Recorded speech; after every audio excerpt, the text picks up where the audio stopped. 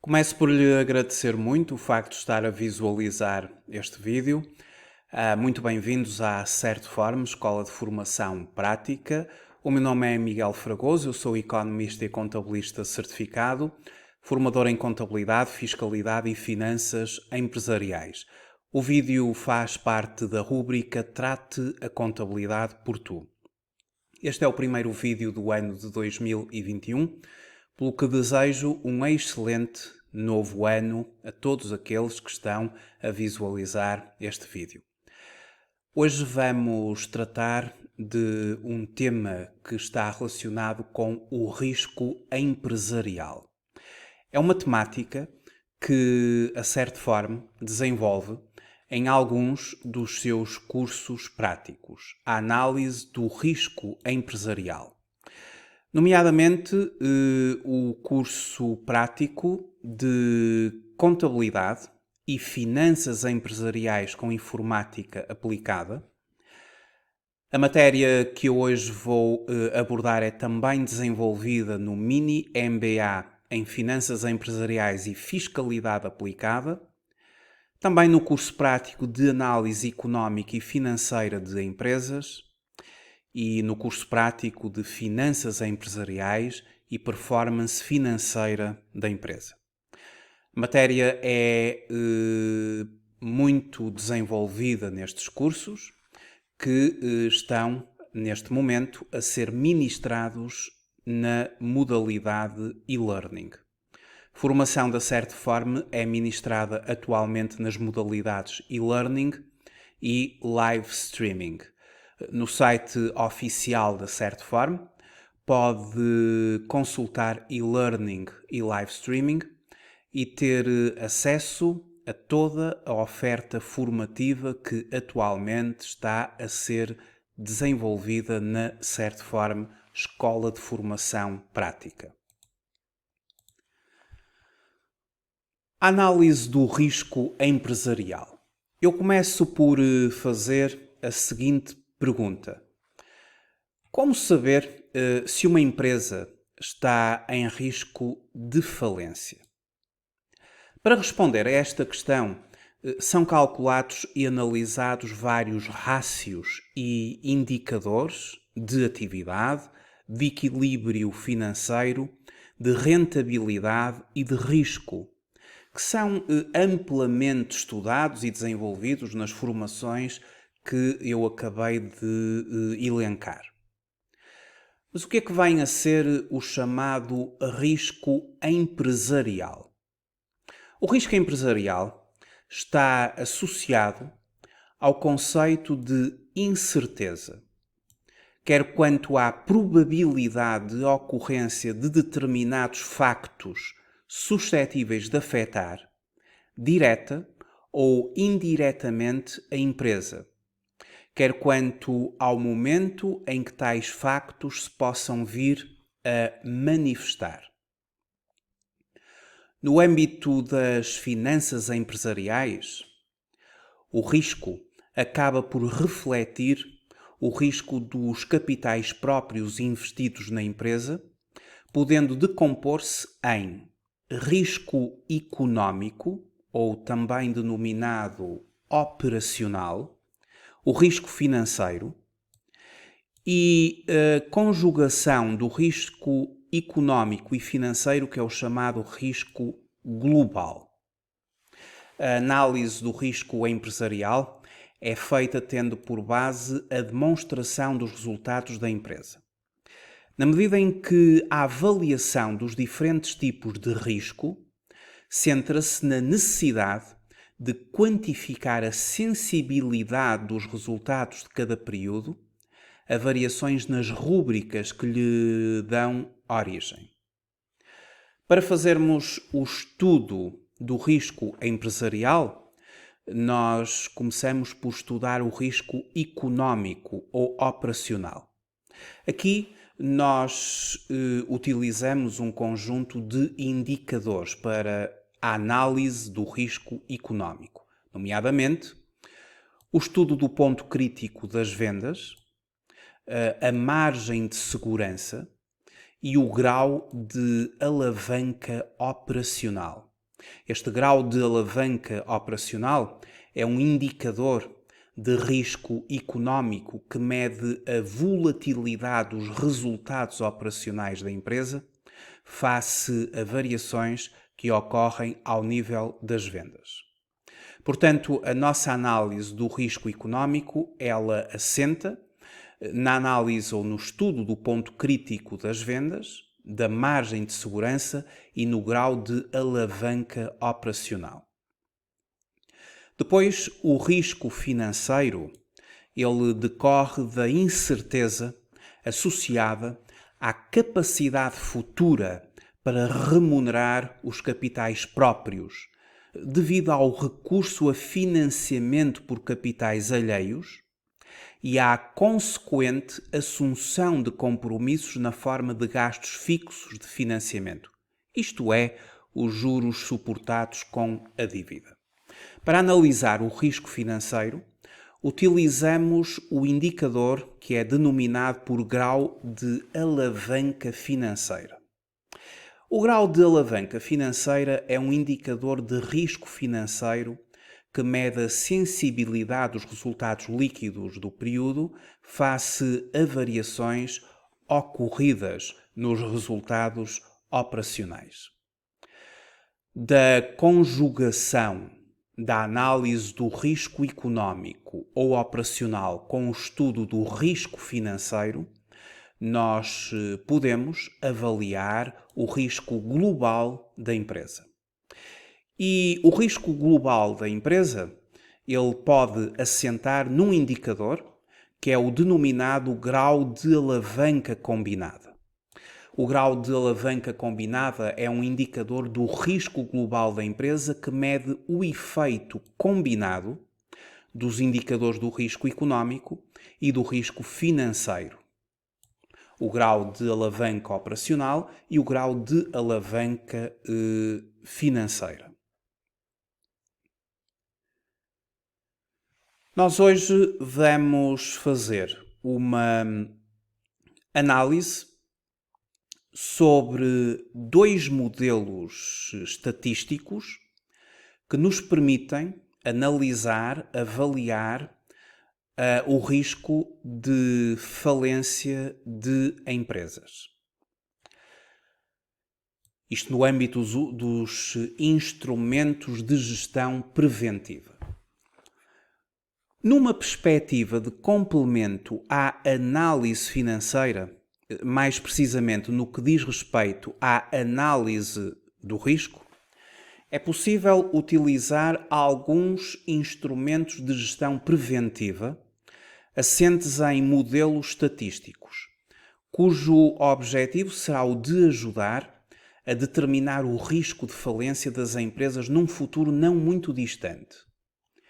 Estes modelos são desenvolvidos numa base empírica, resultantes de estudos incidentes sobre amostras de empresas reais e consistem na combinação de diversas variáveis que estão presentes nas demonstrações financeiras.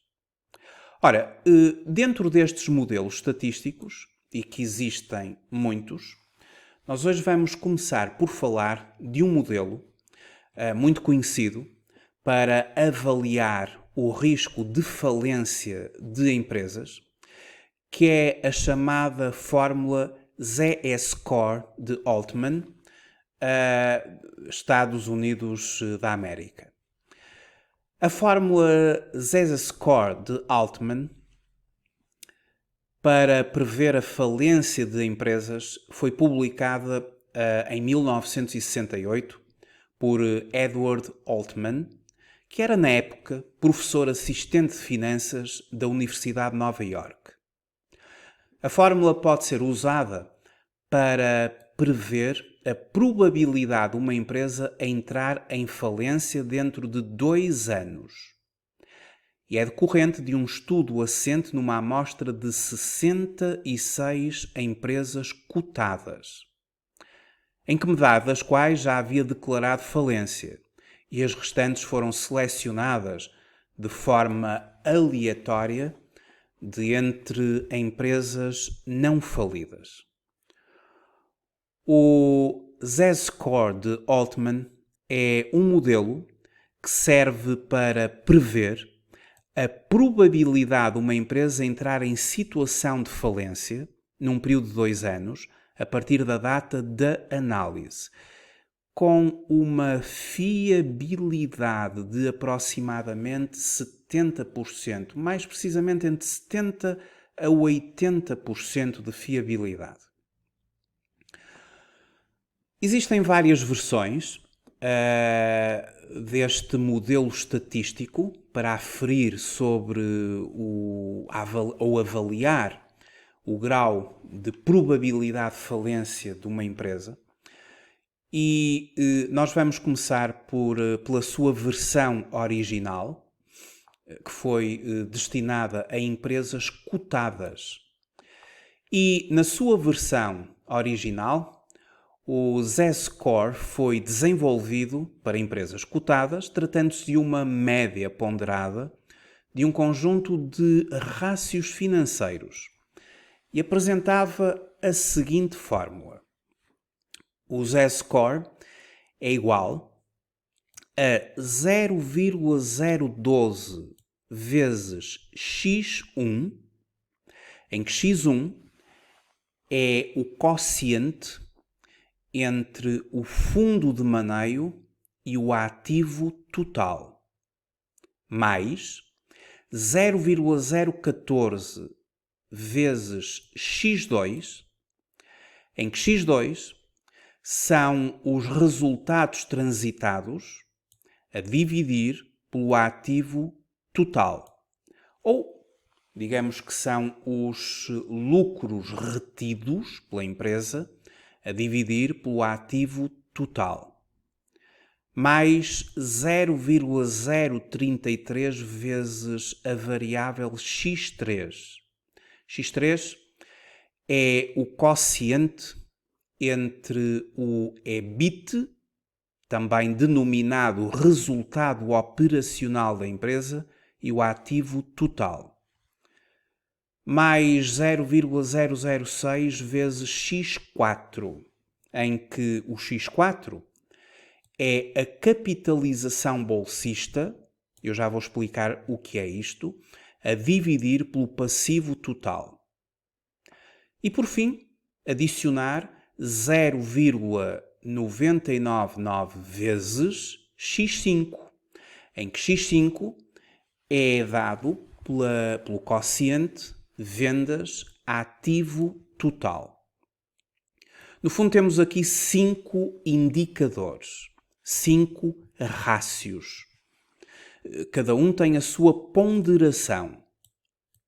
E a soma da ponderação sobre cada um destes mesmos indicadores vai nos permitir chegar ao Z-Score da empresa, que eu já vou explicar como é que Altman considera o resultado, ou como é que podemos interpretar o resultado que obtemos. Mas antes disso, vamos analisar muito rapidamente o significado de cada um destes indicadores financeiros. Comecemos pelo X1. Divido o fundo de maneio pelo ativo total. E ao dividir o fundo de maneio pelo ativo total, permite-me medir o peso relativo do ativo líquido. O fundo de maneio, ele resulta simplesmente da diferença entre o ativo corrente e o passivo corrente. Trata-se da disponibilidade, ou vendo por um outro prisma, é a disponibilidade que a empresa tem para fazer face às suas obrigações de curto prazo. Quando dividido pelo ativo total, dá uma ideia de liquidez da empresa, tendo em conta a dimensão. Segundo Altman, de todos os rácios de liquidez, este provou ser o melhor. O X2, que está submetido à ponderação 0,014, resulta do quociente dos lucros retidos pelo ativo total e mede a capacidade da empresa para se autofinanciar. Os lucros retidos dizem respeito aos resultados, ora positivos, ora negativos, reinvestidos ao longo de toda a vida da empresa. São os resultados transitados.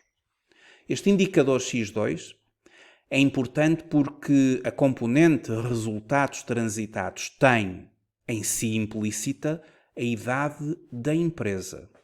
Para Altman, uma empresa mais recente no mercado terá, em princípio, maior probabilidade de ser classificada como falida do que uma empresa mais velha. Claro, isto ceteris paribus. Daí ser alvo de análise pelo modelo.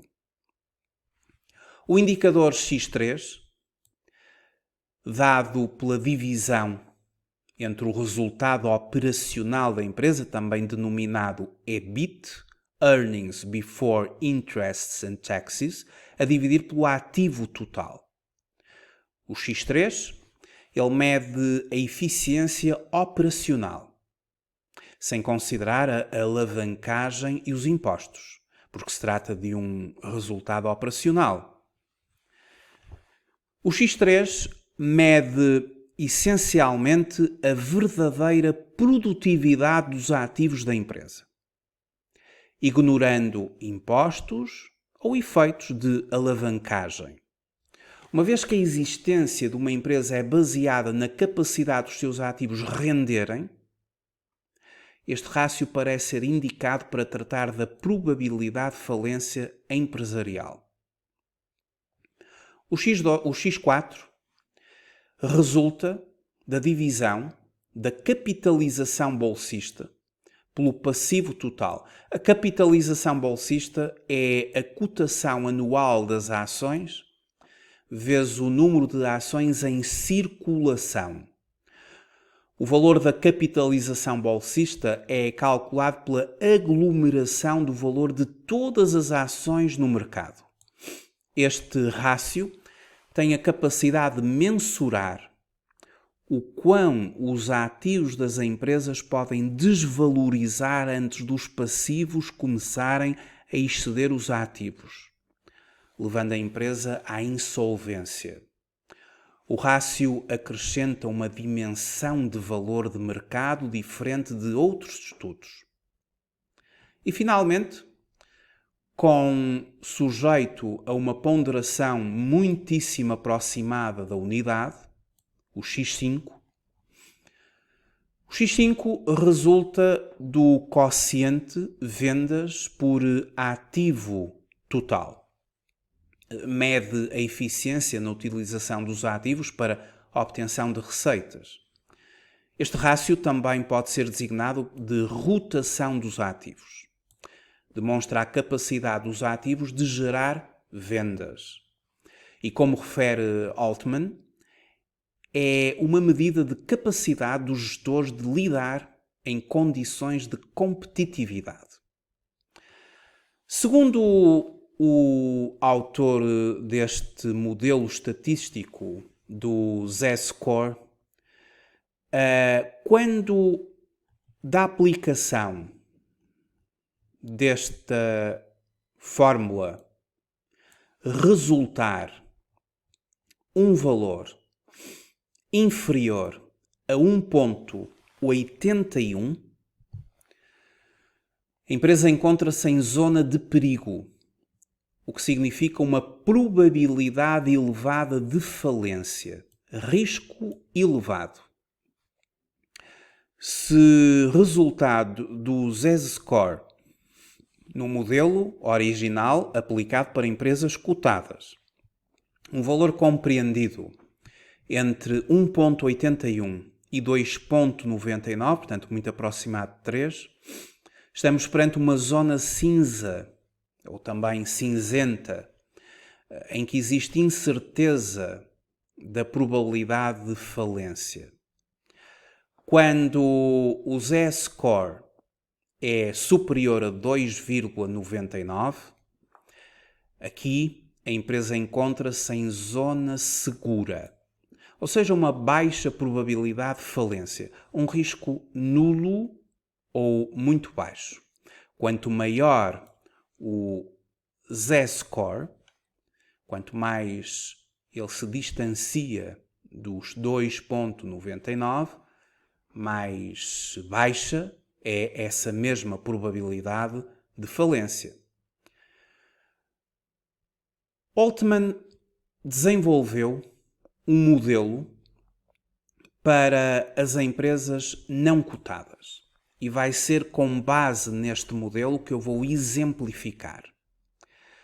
Para as empresas não cotadas, há uma alteração, portanto, face ao estudo que foi feito num determinado universo de empresas, foram alterados os valores pelos quais são multiplicados os indicadores.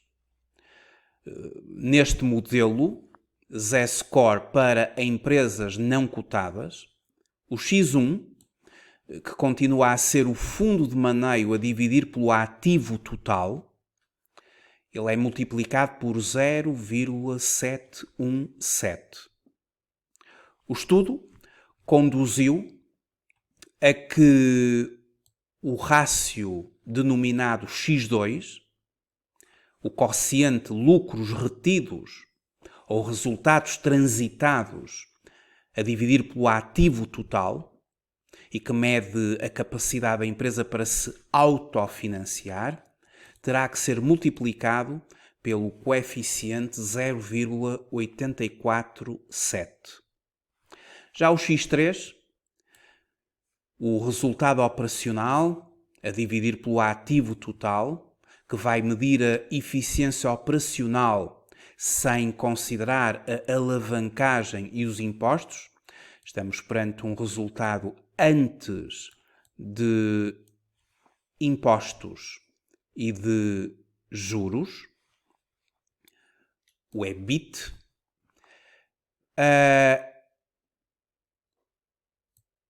Este indicador, ele é o X3, não é? O indicador X3, ele é multiplicado por 3,107.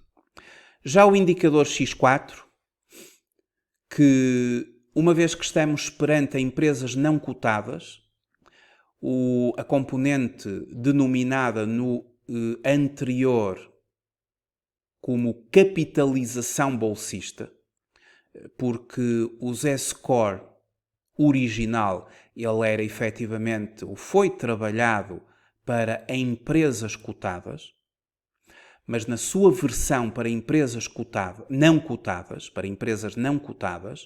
esta capitalização bolsista, ela é substituída pelo valor contabilístico do capital próprio da empresa.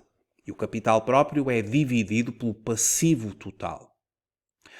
O capital próprio, como eu acabei de referir, ele substitui o indicador de capitalização bolsista presente no modelo para as empresas cotadas. O X4, ele é multiplicado aqui nesta versão por 0,42. Já o X5 será multiplicado por 0,0998. E X5 são as vendas a dividir pelo ativo total. Os lucros retidos, eles consistem nos resultados transitados mais reservas com origem nos resultados.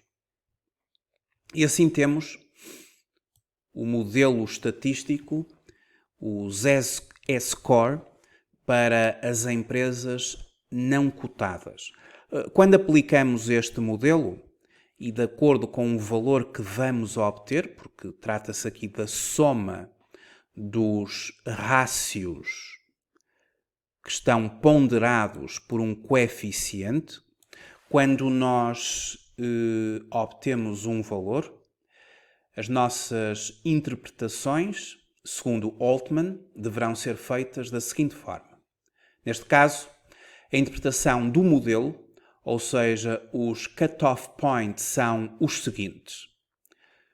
Quando o Z-score é superior a 2,90, a empresa encontra-se numa zona segura, probabilidade muito baixa do ponto de vista de falência. Se o Z-score está compreendido entre 1,23 e 2,90, a empresa encontra-se na zona cinza. E já sabemos pelo modelo anterior que a zona cinza é uma zona de incerteza da probabilidade de falência. Já se obtivermos um valor inferior a 1,23, a empresa encontra-se numa zona de perigo, com uma probabilidade alta em termos de falência. Altman desenvolveu também um modelo para empresas não industriais e oriundas de mercados emergentes.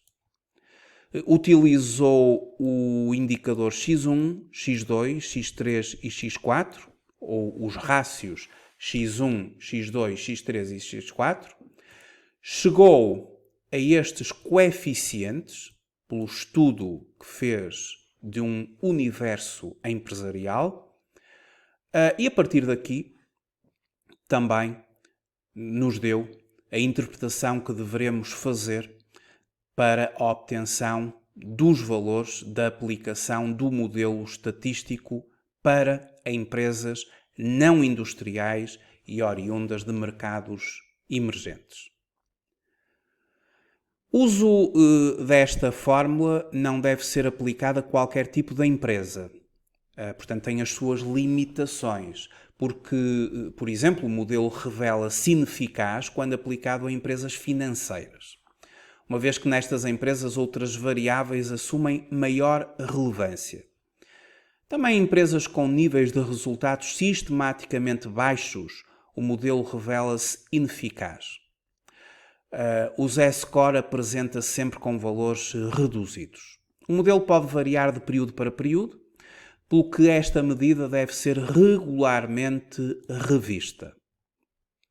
Vamos fazer aqui uma aplicação prática para concluirmos aqui a nossa análise pelo modelo Z-score de Altman.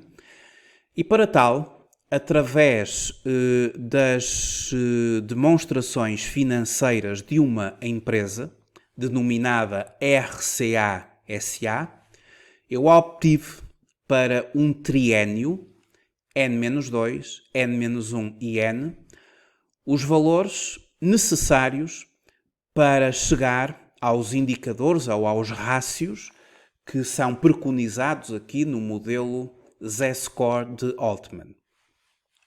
Através do balanço funcional da empresa, estas questões das finanças empresariais e da análise financeira, convém nós, a partir do balanço contabilístico, como eu ensino nos cursos práticos onde estas matérias são abordadas na Certform, convém, a partir do balanço contabilístico, chegar ao chamado balanço funcional da empresa. E quando nós apresentamos o balanço funcional da empresa, torna-se efetivamente mais fácil chegar aos valores que são necessários para o cálculo aqui dos indicadores. Este é um modelo de balanço funcional que, a partir do balanço contabilístico da empresa, eu gerei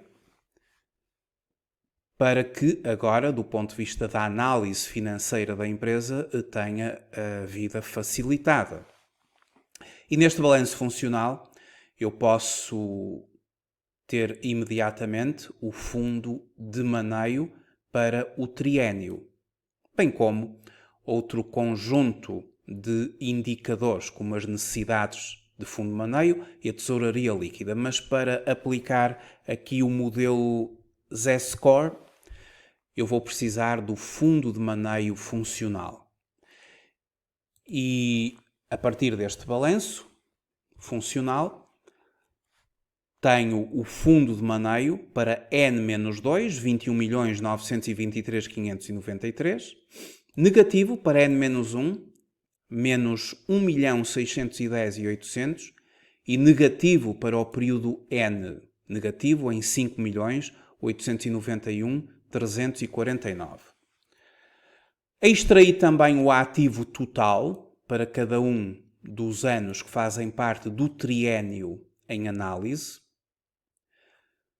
Os lucros retidos, constituídos pelos resultados transitados mais as reservas com origem nos resultados, aqui os três valores para o triênio.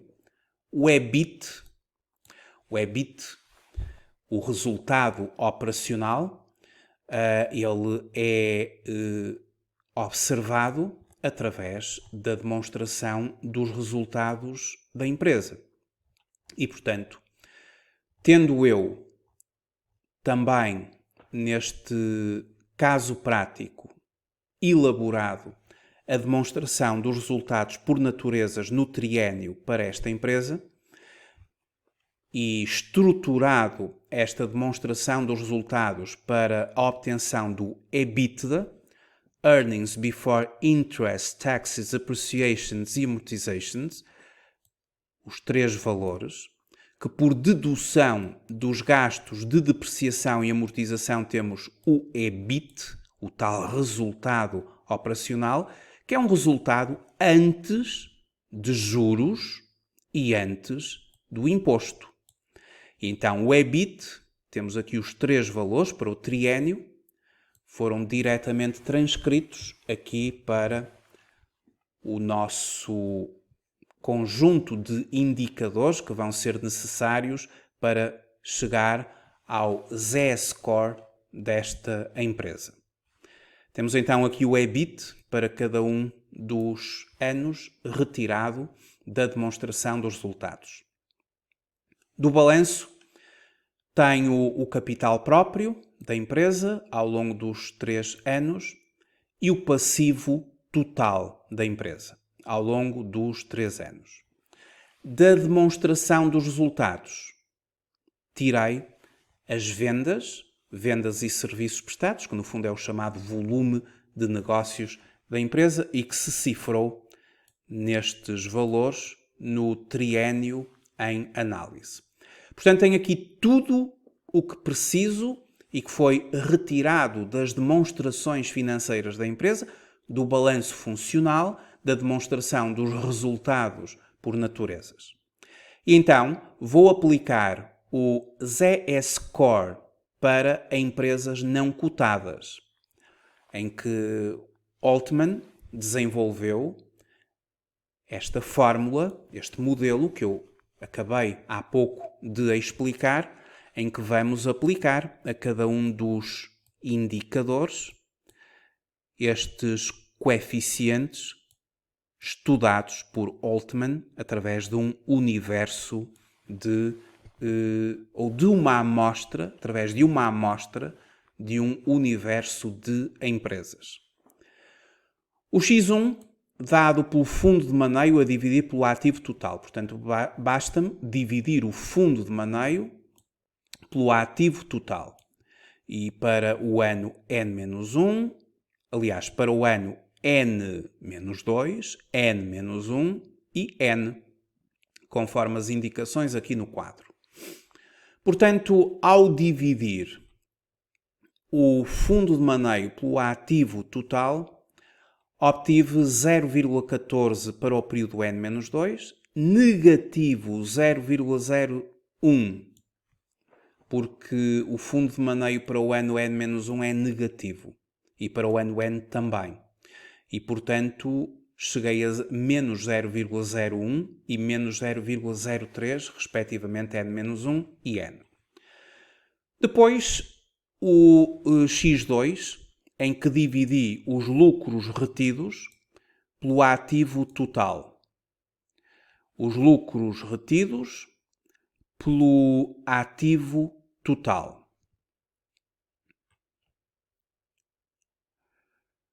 Os respectivos valores para cada um dos períodos. O período N-2, o período N e o período, portanto, o período N-1 e o período N.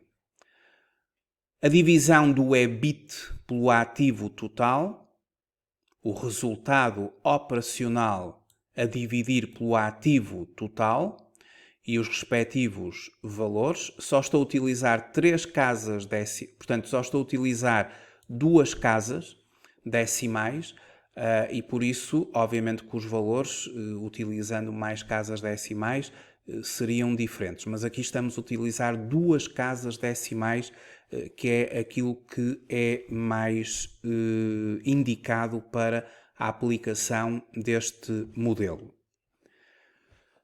O X4, o capital próprio a dividir pelo passivo total, o capital próprio a dividir pelo passivo total. E obtive estes indicadores. Finalmente, o indicador X5, em que divido as vendas pelo ativo total da empresa. As vendas da demonstração dos resultados pelo ativo total da empresa. O ativo total retirado do respectivo balanço no triênio em análise. E temos aqui os respectivos valores. O que faço a seguir é pegar em cada um destes indicadores para cada ano e substituir na fórmula.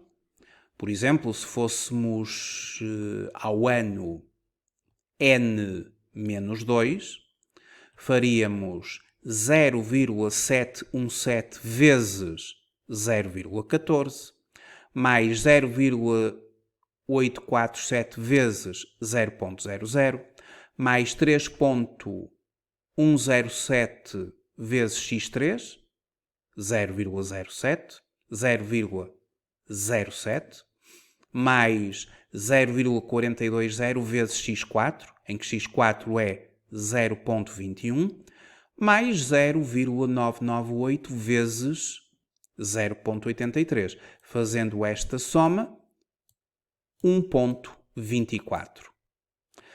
Fiz exatamente o mesmo para o ano N-1 e para o ano N. Obtive 1,12 para N-1 e 1,08 para o ano N. Então, o Z-score para o ano N-2 é 1,24, para N-1, 1,12 e para o ano N, 1,08. O que farei de seguida é interpretar os valores obtidos conforme aquilo que foi estudado por Altman relativamente à interpretação dos valores para as empresas não cotadas. E temos aqui a interpretação conforme o estudo de Altman. Então, a partir aqui desta interpretação, eu chego ao seguinte, e não esquecer que a interpretação será baseada no seguinte. Quando nós obtemos um Z-score superior a 2,90 e nós não obtivemos em nenhum ano tal valor, aqui a empresa encontra-se na zona segura. Se estivermos compreendidos entre 1,23 e 2,9, a empresa encontra-se na zona cinzenta. Se o Z-score for inferior a 1,23, o que desde já aconteceu em 2 anos, como já vamos ver, a empresa está em zona de perigo. Aliás, a nossa empresa está tendencialmente em zona de perigo. Uma vez que pela aplicação deste modelo, o montante mais alto é de 1.24, muito aproximado a 1.23, mas ainda dentro ali do intervalo considerado como zona cinza. A zona cinza entre 1.23 e 2.90. Nós estamos no ano N-2 com 1.24. Depois em N-1 e em N estamos abaixo de 1.23, estamos na zona de perigo. A zona cinza, ela é caracterizada por uma incerteza da probabilidade de falência, o que ocorre no ano N-2. Já a zona de perigo, há uma probabilidade elevada de falência, um risco elevado de falência. Então, através da interpretação destes indicadores, diria o seguinte: o indicador Z-score tem vindo a deteriorar-se ao longo do triênio, começa por 1.24, zona cinzenta, passa para a zona de perigo, 1.12, 1.08, relativamente a N-1 e N. Portanto, à exceção do ano N-2, a empresa apresenta em N-1 e N uma elevada probabilidade de falência a médio prazo, uma vez que o Z-score apresenta valores abaixo de 1.23. No período N-2, o Z-score está associado a uma situação de incerteza relativamente à eventualidade de falência, a zona cinza ou zona cinzenta, como eu já expliquei. Todavia, muito próximo dos valores que determinam a existência da probabilidade de falência preconizados neste modelo. Os baixos valores obtidos para o Z-score e a degradação deste indicador ficam fundamentalmente a dever-se a baixos níveis de fundo de maneio. Em N-1 e em N, o fundo de maneio é mesmo negativo.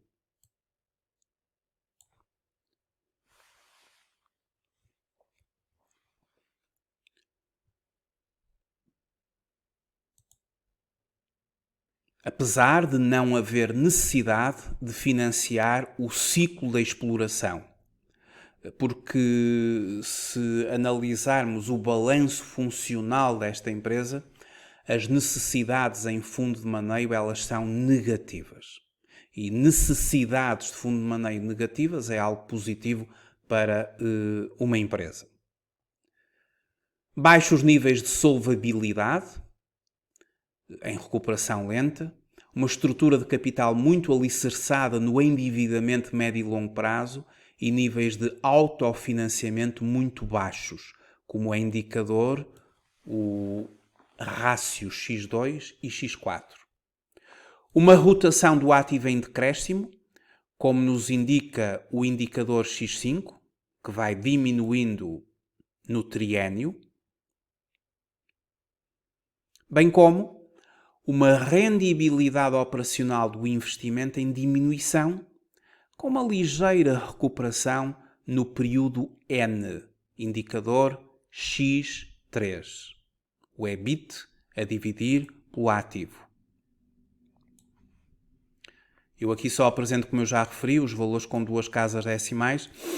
Se fizermos com mais casas decimais, vemos que há um ligeiro crescendo de N-1 para N. Este é o chamado modelo Z-score de Altman. Outros modelos foram desenvolvidos com o mesmo objetivo. Um outro modelo muito conhecido também é o chamado fator de insolvência de Canitz, do Brasil, este preconizado por Canitz do Brasil. É um estudo do ponto de vista metodológico semelhante ao de Altman. Aqui foram selecionadas 42 empresas brasileiras de 5.000 iniciais, metade das quais insolventes, e as restantes em condições económico-financeiras aceitáveis.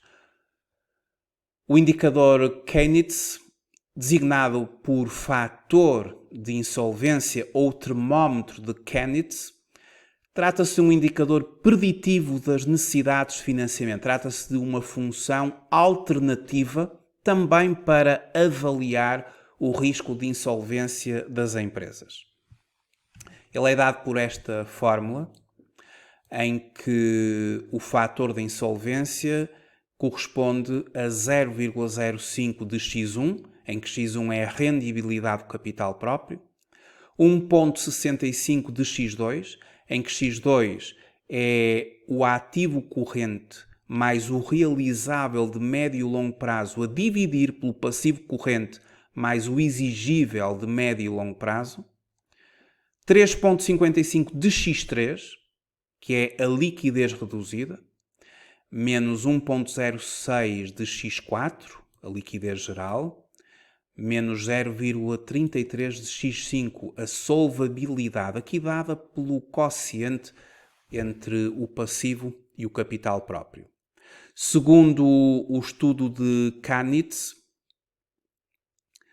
quando o fator de insolvência for inferior a menos 3, portanto, se eu aplicar esta fórmula e desta função resultar valor inferior a menos 3, isso significa que a empresa está numa zona de insolvência. Se eu conseguir obter um valor compreendido entre menos 3 e 0, o fator de insolvência estiver compreendido entre menos 3 e 0, o fator de insolvência não é suficiente para determinar a situação da empresa. É uma zona de penumbra. Já se o fator de insolvência que resulta desta fórmula for superior a 0, se daqui resultar montante superior a 0, então a empresa encontra-se numa zona de solvência, que é o contrário da insolvência. Este é mais um modelo que nós estudamos para aferir, e neste caso como fator de insolvência das empresas.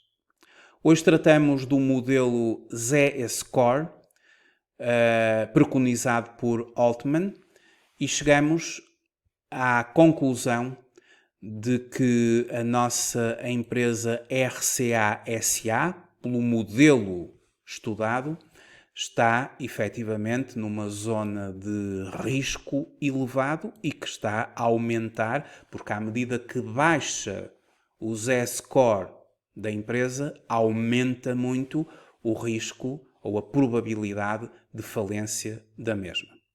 Obviamente que a análise destes modelos é insuficiente para termos uma análise completa. São apenas modelos que nos ajudam, complementam o nosso trabalho, sendo que o trabalho tem que ser complementado por todos os restantes indicadores de risco da empresa, nomeadamente o ponto crítico de vendas, a margem de segurança,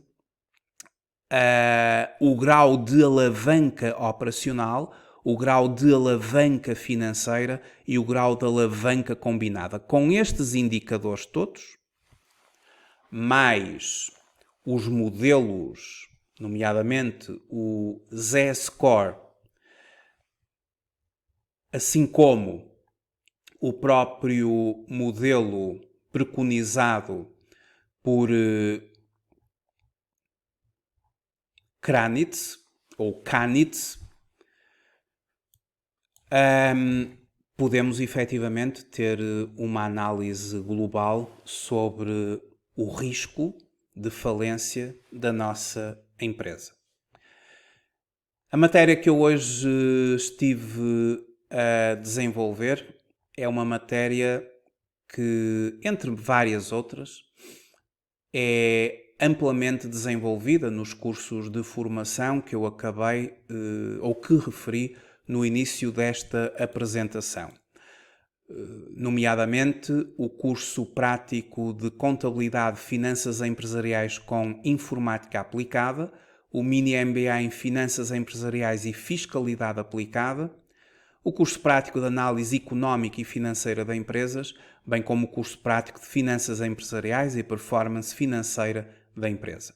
Pode, através do site da Certform, nas modalidades e-learning e live streaming, aceder e consultar toda a oferta formativa da Certform nos vários cursos que atualmente são ministrados nas modalidades de e-learning e live streaming. Para desenvolver esta apresentação que hoje fiz, baseei-me num conjunto de referências bibliográficas com especial enfoque em duas obras. Na Análise e Relato Financeiro, uma visão integrada de gestão, e também na obra Análise Financeira, Teoria e Prática. A quinta edição das edições Sílabo foram as duas principais obras nas quais esta apresentação de hoje se baseou. Fica então-se feita assim uma breve análise a um possível estudo sobre o grau ou a probabilidade de falência de uma empresa baseada no modelo Z-Score de Altman. Resta-me agradecer muito o facto de ter visualizado este vídeo e até uma próxima oportunidade. Até breve.